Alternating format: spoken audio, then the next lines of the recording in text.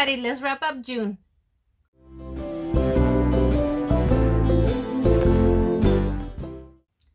Hey everybody, my name is Sophie, the Bookish Floor. Welcome back to my channel. Today I'm gonna be talking to you guys about the books that I read in June. So in June, I picked two themes. The first one was Pride Month. So I selected 6 books for Pride Month, and then I also selected 6 other books that I wanted to read just for my birthday month. So let me go ahead and tell you which ones I was actually able to finish. Now I still have 5 more days until June is over, so I'm gonna try and finish my goal of 10 books this month, because I wanna go ahead and be right there in the middle of my yearly goal, which is 120 books. If I am able to finish 4 more books, I'm gonna be right at my 60 book mark. So hopefully I can do that. But for now, I read 6 books in the month of June. The first one was Shut Up You're Pretty by Tia Mutonji. And this book is a literary fiction coming of age story about a girl who is whose family immigrated from Congo, and this really takes a look into the life of people that are not in the best community, that have to pretty much raise themselves. In this case, I think it's very associated with one of the books that I read in April, which was a nonfiction, and it was talking about the immigrant experience and how a lot of people who are immigrants or refugees already come to the US with in red numbers, like they already come here owing the government money for certain paperwork and things that they have to do to achieve certain status as an immigrant or a refugee. And in this case, this doesn't really help them to ever establish themselves. They are always kind of working to survive, and also the children don't go to like the best programs or the best schools, so they never get an upper hand.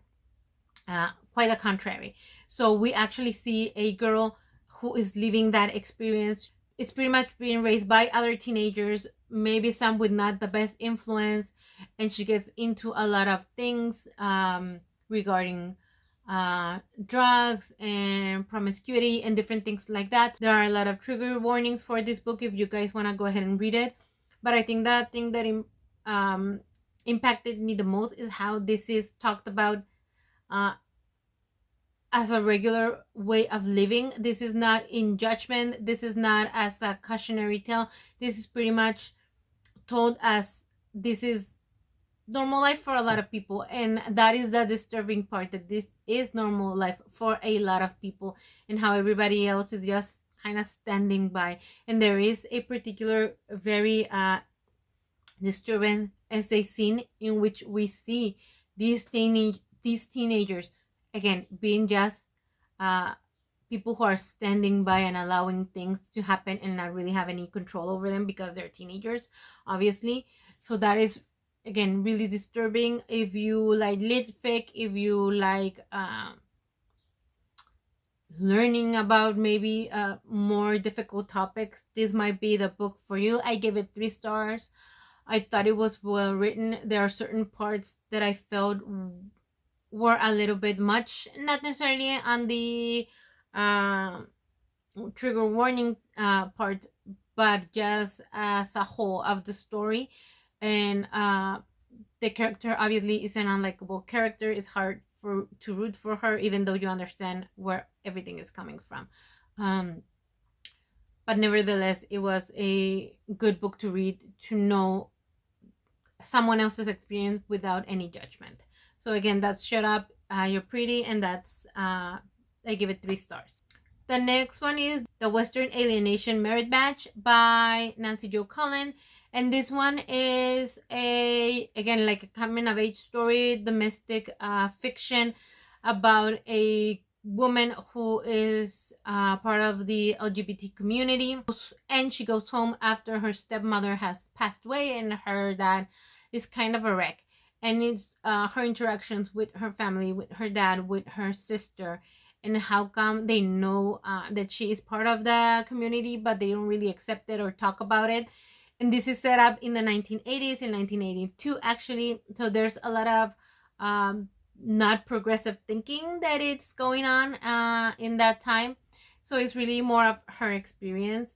There wasn't a lot of growth from the character, I think, and she still make a lot of the decisions that didn't make sense when I was reading.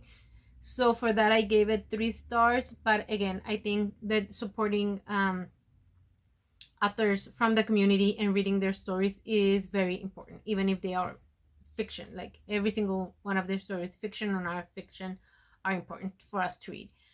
Okay, and the next one I really did like that. This is from Gabe Cole Novoa, and this is Most Ardently a Pride and Prejudice remix. I have heard things about it, but I really loved it. So this is, like I said, a Pride and Prejudice remix, and what they do is they keep the story of Pride and Prejudice with Darcy, but Elizabeth Bennet is a trans boy who is not Elizabeth Bennet, is Oliver Bennet. But what does that mean in that time period? What does that mean for him, for Darcy, for their community, and how do they navigate all of that in a society that is very straight, very white, very privileged, and all that? So there's a lot of topics being explored right here. Honestly, there were a couple of times that it made me cry, which I was not expecting, because obviously I know the story, but the context is very different. And at the very end, it was losing me a little bit, but at the very end of the book, there is an explanation by the author of what really existed back then in the community, what establishments they can go and take a part in, social establishments, what was accepted and what wasn't. So I think it's very important at the end to also read that part, because it's very educational. And a lot of times we think that, oh, everything in the Regency, everybody was straight, everybody was rich, and everybody was white. That is not the truth, obviously. And there's been different kinds of people from different kinds of backgrounds in all around the world, not just in some parts. So I think that it's important for us to start exploring those stories. So that was very interesting. I gave it 5 stars. Keeping in the Regency theme, I read Hastings and Hellhounds from Tilly Wallace. This is book number 6 in the Monsters and Manners series. And this is also like a retelling of different Regency era stories, but with monsters. And in this case, we have Hannah and Wycliffe going into the underworld to, well, Hannah to save Wycliffe, and also they get to see the Lord of the Underworld and what do their abilities represent on Earth. So I think that was really fun. Again, this is a series that you can read kind of as a palate cleanser. They're very short, they're fun, they're whimsy, and it's just something again, fun to listen to or to read. I gave this one 3 stars. It wasn't my favorite from the series, but again, I'm already in deep with this character, so I'm gonna finish the series. And another Regency that I read was Romancing Her Rival. Now this is very clean, straight, white, privileged people. So this is what we used to think Regency was all about. And although most of it is, we understand, or we know, or we should know, that there are more stories, more people's stories to be told in this genre. So anyways, just wanted to make that clear, that this is kind of like the stereotypical. This is book number 2 in the Promise of Forever series, and these are 4 or 5 books are friends who, if you like the Traveling Pants, you're gonna like this one, because they are a group of girls who met at school, kind of finishing school, and they have a bracelet that they share and they send to each other, to whomever needs it the most at that particular moment, and they will promise to marry for love. However, as we know, in Regency era, sometimes you had to marry for convenience, for money, because women couldn't do anything, and they really had to marry people who would be able to provide for them and be good role models for their children and all that. And it was a little bit difficult to do that and be in love. So Yeah, we are following Daphne, and we're following her story. I really liked it. This is considered clean Regency. Now, Regency in general is like clean Regency because of the time it was written. However, there is obviously in contemporary times people who have written Regency era stories that are putting a little bit more of smut and spice in it, like the Bridgerton books. So if you like Bridgerton but you don't like all the smut, you might like this one, because again, we're following each book is a different person. They're all friends, they're not family, but it feels like it because they're really close.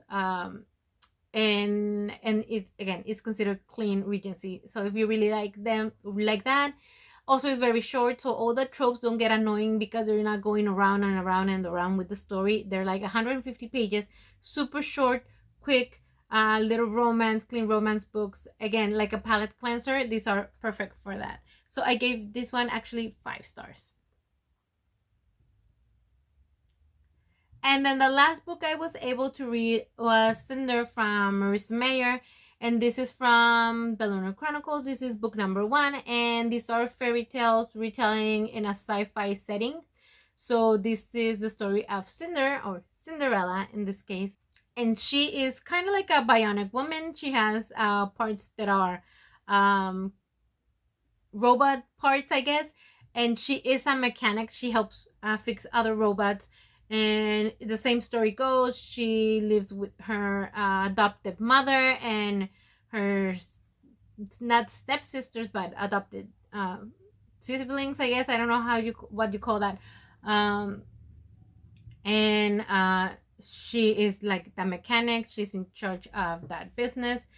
And one day the prince shows up with a robot that he needs fixing, and they kind of develop a friendship that it later gonna turn into more. However, the romance is really in the back burner of the story. This is about Cinder. This is about her sister who is sick, about trying to find a cure, about Cinder being like half robot and being sold, I guess, to be experimented on. But the doctor mechanic who is working on her realizes that she's special, that she's different, and he helps her out. Also trying to help the prince in his grieving, and then the lunar queen is coming to the earth where they are, and maybe wreaking some havoc. So there's a lot of like mystery, like political intrigue. There's the sci-fi aspect. The romance is gonna go on the back burner, but that's fine. The story is really well told. It's YA. It is what you expect from a YA, but it's really smart and fun, and I just think I really liked it. I gave it 4 stars. Again, I'm not the main audience for YA, but I didn't find it like annoying or childish or immature, even, or whatever you wanna think maybe of YA. I think it was a really great story that you can just read and have fun with, and I'm definitely gonna be continuing with the series because each book is like a different fairy tale character in this sci-fi world. I really like the world building, so I'm really intrigued by that. I think that's really what it's all about in this series. Okay, and then for the next 5 days, I'm thinking of reading 4 books, like I said, to get to my main goal of 60 books mid-year. I started The Left Hand of Darkness by Ursula K. Le Guin. This book was written in 1969. It is a sci-fi classic, and it is the story of a man who is exploring in a different world, and he realizes that in that world, gender really can change depending on, I guess, the needs of each of the citizens, and what does that mean for that particular civilization. So he's learning all that. I know that I have to pay attention. I know that it's a little dense in the description, so but I know it's a classic and I know it's important, so I really want to take my time with it. I don't think I'm gonna be able to finish it. I don't want to rush through it. I really want to absorb everything that is happening, so I'm probably gonna pick other books. I still have Small Town on my list of the books that I wanted to read this month. I still have The Duke and I, and I still have Six of Crows, so I might be able to do that. Again, I need to finish 4 books in the next 5 days, so I'm actually might do a challenge where I see how many books I can listen to in one day. and obviously I would pick shorter books. I don't really mind if I don't get to my end goal at the end of the year, but I would really like to accept that challenge for the next 5 days, to try and finish like that 60 book mark once June is done. So maybe I'll do a video doing that, I'm not sure. So anyway, those are all the books that I was able to finish up to now. Please let me know what you are reading this June, what you read, what you like, what you didn't like, anything that you think that I should read. I'm definitely realizing the sci-fi, lit fic, and Regency are my main like genres that I really like. And I discovered that I really like friends to lover trope. I am not really into tropes a lot, but I discovered that one is one that I really liked. If you have any recommendations for that, feel free to put them on the comments. Also, let me know what you're reading. And just to let you know, on the description, you have all my social media where you can follow me and you can see which books I am gonna finish reading for the month, because obviously I'm not gonna put those in a video anymore. And also all my social media where you can follow me and all the ways that you can help support this channel. I also wanted to let you guys know that on my Patreon, I do have a lot of printable freebies. One that I have is for birthday. So if your birthday is coming up any time of the year, I have this birthday bingo. I'm gonna go ahead and mark the books that I read that either have any of the items right here on the cover or they are mentioned on the book. And then I also have a sticker pack. I actually printed this really big because I wanted the stickers to be bigger, but you can print it like half of the sheet. And this is the birthday sticker pack. So this is sticker paper. So if you guys want these freebies, you can get them on my Patreon. And if you don't want to subscribe to Patreon, but you still want those freebies on the Patreon shop, you can get them without having a monthly subscription. So you have those. However, for what you would buy one, you can get that complete monthly subscription and you can get all the freebies that are there right now. I also have the summer. So if you want to read something in July and have fun with it and also follow like a bingo, so I have my summer bingo. Again, if you find these, whether it's in the title, on the cover, something of this is mentioned in the book, you can mark it. And I also have my sticker pack for summer.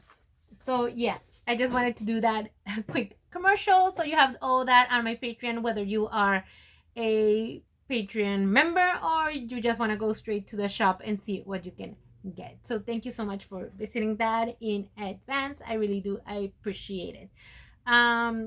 Please remember to like and subscribe and also hit that bell so you can get notified every time I upload a video. I upload every Wednesdays in Spanish and every Fridays in English.